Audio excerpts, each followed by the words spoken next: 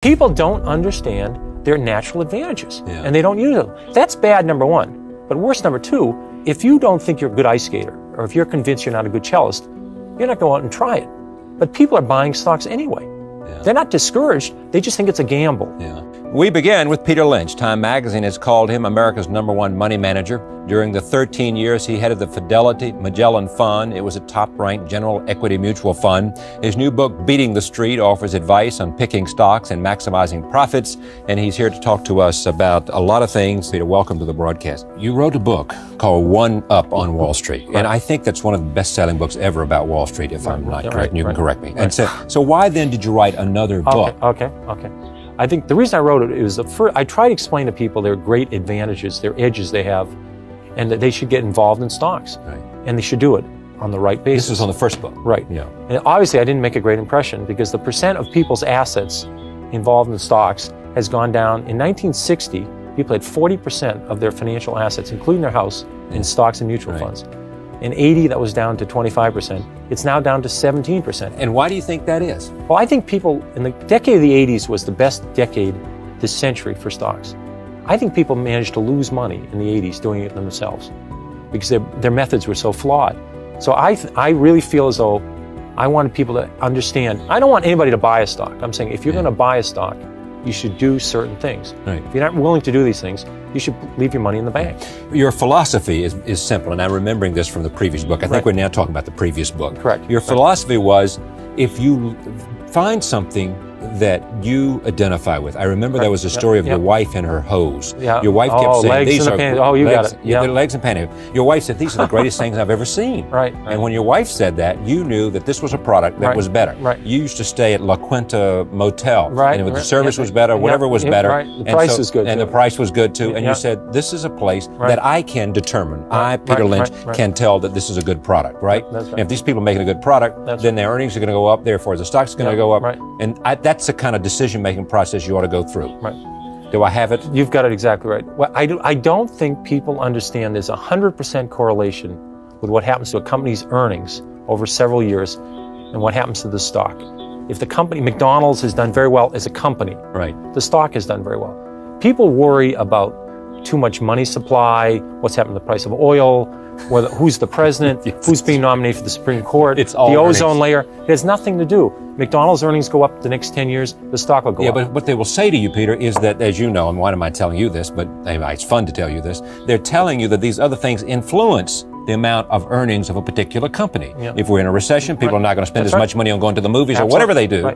And therefore, you got to pay attention to these other things because they impact on earnings. They are very important, but you have no idea of knowing what they're going to do. Alan Greenspan's the head of the Federal Reserve. He cannot predict interest rates. He'd be the first to tell you. He can influence them, but he can't predict them. He cannot predict what long-term interest rates are going to be 1 year from now, 2 years from now, 3 years. He's even surprised how low they are now. So how am I supposed to predict interest rates? How am I supposed to predict the economy? You certainly remember the recession of 82. In 1982, we had a 20% prime rate, 14% unemployment, 12% inflation. I don't remember anybody telling me in 1980 or 81 that was going to happen. All of a sudden, we had the worst recession since the Depression. I didn't read about it in the paper. So it's crazy to think about these things. Here's a quote from you. I own Dunkin' Donuts. When you own Dunkin' Donuts, you don't have to worry about Korean imports. You don't have to worry about M2 or M3. These are money supply figures, aren't they? And what's happening to the money supply? This is the way you make money. If you don't understand what the company does, you should not be in it. If you could predict the stock market, you could predict the economy, you could predict interest rates. If you go buy the wrong stocks, you're going to lose half your money anyway. I'm saying people have natural advantages. Let's say what you do for a living is you're involved in the restaurant industry. You supply paper products. You supply kitchen equipment. You help build restaurants. You saw McDonald's. You saw Chi-Chi's. You saw Chili's. You saw Cracker Barrel. You saw Dunkin' Donuts, Kentucky Fried Chicken, Taco Bell. These are all success stories. These were 40-fold. You made 40 or 50 times your money. You don't need to make that kind of money many times in your life, right? No. That's all you had to do was follow the restaurant industry. People are in industries. They're in the publishing industry. They're in the chemical industry, the paper. Why don't they just stay with that industry? You only need a few stocks a decade. How many good stocks do you need in a lifetime? Instead of people that are in the restaurant industry, they're buying biotechnology stocks. The people in the chemical industry know nothing about biotech. The people in the chemical industry are buying oil stocks. It's absolutely absurd. People don't understand their natural advantages, and they don't use them. So that's bad, number one. But worse, number two, if you don't think you're a good ice skater, or if you're convinced you're not a good cellist, you're not going out and try it. But people are buying stocks anyway. Yeah. They're not discouraged. They just think it's a gamble. Yeah. So therefore, they go forward and they bet on one stock for a week and a half, and it goes up, and they make $2 on it. Then they sell it, and they buy something else. When 3 years is over, all they've done is generate a lot of commissions, and they've probably lost money. That's a mistake. So your advice is what? If you don't understand a company, if you can't explain it to a 10-year-old in 2 minutes or less, yes, don't own it. Because when it goes down, let's say the stock goes down 2 points. You won't understand what's going on. What do you do? Do you buy more? Do you flip a coin? And chances are your broker doesn't either. He or she certainly doesn't know about it. I mean, who knows what all these things are with auto back planes and mega flops? Who knows what all these So buy what you know. Buy in your industry, buy what you know, buy local companies. Yeah, so suppose you don't have an industry. I mean, you don't really... You buy local companies, companies in your own industry. 10 years after Walmart went public, 10 years after Walmart. 10 years after it went public, it's a 25-year-old company now. Right. You could have bought the stock and made 50 times your money on it. 50 times. This is if you bought it 10 years after it was public already. Yeah. It already gone up 5-fold. So you could have made 250-fold. But I'm saying, let's say you were in a town, they came into it and they said, boy, these prices are great. They're doing terrific. I like the bargains. You checked it out. You spent a little bit of work on it. Yeah. I mean, people are very careful. When they buy a dishwasher, they do some research. They'll put $10,000 in some stock they hear on a bus. So if you did a little bit of research, you'd say, Walmart's only 10% of the country. They're not even saturated there. Why can't they go to the rest of the country? So is this is more of the same? Is it what it is? It's more of the same. Plus, I show examples. It's a touch more detailed. It actually shows me in action. Right. I picked 21 stocks early in 1992. Right. Some work, some don't. I follow those companies. Some of the companies, the fundamentals deteriorate. Some they improve. I watch those companies go through the year. I also explain the retail industry. I try and make it very simple. And I talk about a wonderful example.